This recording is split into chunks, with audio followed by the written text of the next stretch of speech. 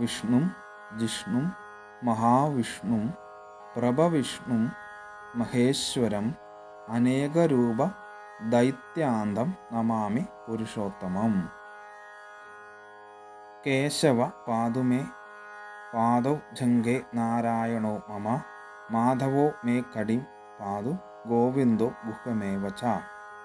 നാഭിം വിഷ്ണുസ്തു may പാതു ജഠരം Madhusudana ഉരസ്ത്രി വിക്രമ പാതു ഹൃദയം പാതു വാമന.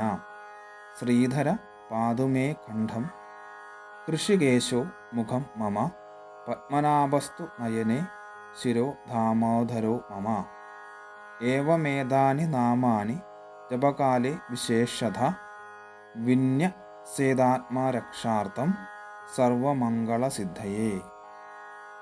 മഹാവിഷ്ണുവെന്ന നാമധേയത്തോടു കൂടിയവനും സർവവ്യാപിയും ജയസ്വരൂപനും എല്ലാത്തിൻ്റെയും പ്രഭുവായിരിക്കുന്നവനും മഹാത്മാവായ ഈശ്വരനായിരിക്കുന്നവനും അനേക സ്വരൂപങ്ങൾ ധരിച്ചു അസുരന്മാരെ നിഗ്രഹിച്ചവനുമായ സാക്ഷാൽ പുരുഷോത്തമനെ ഞാനിതാ നമസ്കരിക്കുന്നു.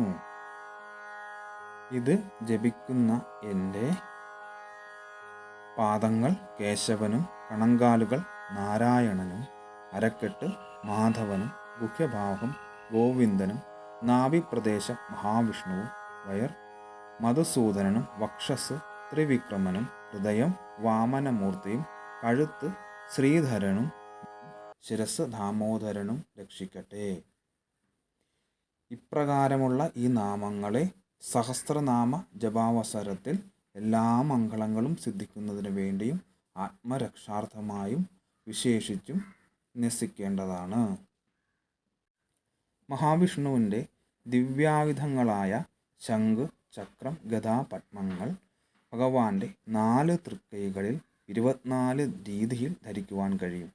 അങ്ങനെ മാറി മാറി ധരിക്കുമ്പോൾ ഭഗവാന്റെ സ്വരൂപത്തിന് വ്യത്യാസങ്ങളായിട്ടുണ്ടാകും. അത് 24 മൂർത്തികളെ ലഭിക്കും. അവയിൽ കേശവൻ, നാരായണൻ, മാധവൻ, ഗോവിന്ദൻ, വിഷ്ണു, മധുസൂദനൻ, ത്രിവിക്രമൻ, വാമനൻ, ശ്രീധരൻ, ഋഷികേശൻ, പത്മനാഭൻ, ദാമോദരൻ എന്നീ 12 മൂർത്തികളെയാണ് സ്വയരക്ഷയ്ക്ക് കവചമായി ഉദ്ധരിച്ചിരിക്കുന്നത്.